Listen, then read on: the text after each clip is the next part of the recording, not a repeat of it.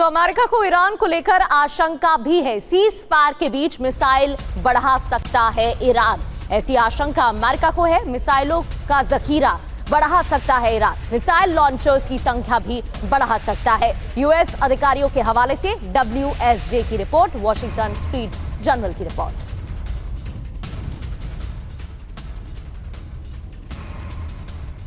तो ईरान के खतरे को लेकर अमेरिकी रिपोर्ट क्या सामने आ रही है, खुफिया जानकारी क्या है, यह आपको बता देते हैं। ईरान के पास हजारों की संख्या में मिसाइलें अब भी बाकी है, ये खबर आ रही है। इसके अलावा तेजी के साथ मिसाइल लॉन्चर बनाने में भी ईरान जुटा हुआ है। यानी आप समझिए कि ईरान को बिल्कुल विश्वास नहीं, अमेरिका के खिलाफ लगातार अपनी तैयारियों को अंजाम दे रहा है। अंडरग्राउंड सैन्य अड्डों की मरम्मत भी ईरान की तरफ से जारी है, यानी कि इस युद्ध विराम का वो भी पूरा फायदा उठा रहा है। जंग के बाद वार्ता में ईरान की स्थिति और ज्यादा मजबूत नजर आ रही है। युद्ध विराम टूटा तो यूएस सैन्य अड्डों पर फिर से ईरान के हमले होंगे। बड़ी बात क्या है, कुछ शर्तों पर डील फेल होने की आशंका है।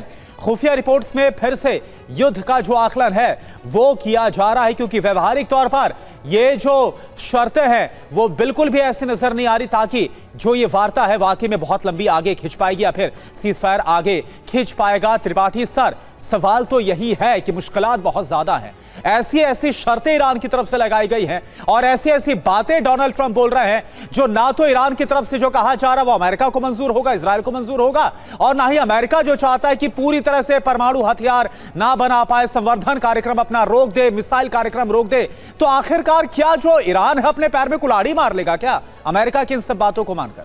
बिल्कुल करना, जो आखिर में आपने कहा बिल्कुल सही बात है कि ईरान अपने पैर पर कुल्हाड़ी क्यों मारेगा, क्योंकि ईरान ये देख चुका है कि नॉर्थ कोरिया में क्या हाल हुआ। आपको याद होगा ट्रंप की पिछली प्रेसिडेंसी में 2 बार जो है ट्रंप खुद जा करके बात किए थे किंग जोंग से, वहाँ पर किंग जोंग 2 से, नॉर्थ कोरिया के, लेकिन वार्ता विफल हो गई और कुछ नहीं कर पाए उसका नॉर्थ कोरिया का ट्रंप, क्योंकि उनको मालूम है कि उसके पास परमाणु हथियार हैं। और यही चीज़ ट्रंप ईरान ने देखा है और ईरान कभी भी अपना जो परमाणु संवर्धन का प्रोग्राम है वो नहीं छोड़ेगा। और अभी जो आशंका अमेरिका ने जताई है कि हम इनके पास तकरीबन 500 केजी पूरा संवर्धित जो है यूरेनियम पड़ा हुआ है ऑलरेडी वेपन्स ग्रेड के लिए। दूसरी चीज़ जो अभी आपने कही, ये मैं पहले भी कह रहा था कि ईरान जरूर अपने मजबूत करेगा अपने जो मिसाइल लॉन्चर्स हैं, मिसाइल्स हैं, ड्रोन्स, 2 ही उसकी मेजर कैपेबिलिटी हैं, वो बढ़ाएगा। और ट्रंप क्या कर रहे हैं, वो भी तो और सैनिक अपने भेज रहे हैं। तो 2 चीज़ें चल रही है। तीसरी चीज़ देखिए, जहां वार्ता होती है पहले वार्ता लोअर लेवल पर होती है, नीचे वाले लोग वार्ता करते हैं और उसमें अगर उनके बीच में कुछ मनमुटाव होता है, कुछ पॉइंट पर नई बात बनती है तो ऊपर वाले आते हैं और वो फिर डिस्कशन करके बातें बनती हैं। यहाँ तो वार्ता शुरू ही ऊपर से हो रही है, अगर यहाँ फेल हो गई तो कोई ऑप्शन ही नहीं होगा। बिल्कुल बिल्कुल देखने वाली बात रहेगी सर कि आगे भी फिर वार्ता होगी या फिर एक बार फिर से विध्वंसक युद्ध की शुरुआत होगी, क्योंकि अभी तो 14 दिन का वक्त एक दूसरे को दिया गया था। एक और बड़ी खबर का रुख करते हैं। यूएस ईरान शांति वार्ता में रिहाई पर भी चर्चा हो सकती है। यूएस नागरिकों की रिहाई पर हो सकती है बात। ईरान से अमेरिकी नागरिकों की रिहाई को लेकर ईरान को अनुरोध कर सकता है अमेरिका। वॉशिंगटन पोस्ट की रिपोर्ट में यह दावा किया गया है। तो जोखिम से भरी यह वार्ता क्यों मानी जा रही है, आगे क्या होगा यह भी समझ लेते हैं। सफलता के सूत्र विफलता मतलब विध्वंस और भी ज्यादा बढ़ सकता है, ऐसा क्यों कहा जा रहा है? एक तरफ आपको बताते हैं कि अच्छी बात रही तो फिर क्या होगा, और दूसरी ओर इससे उलट हुआ तो फिर क्या होगा। लेबनान में सीजफायर को लेकर ईरान अडिग है, डटा हुआ है। आर्थिक प्रतिबंधों पर सहमति बन पाएगी क्या? ट्रंप और आक्रामक हो जाएंगे अगर बातचीत सही नहीं बैठती है। हॉर्मुज पर व्यवहारिक समझौता हो पाएगा या नहीं? हॉर्मुज संकट और बढ़ जाएगा अगर बात अच्छी नहीं होती है तो।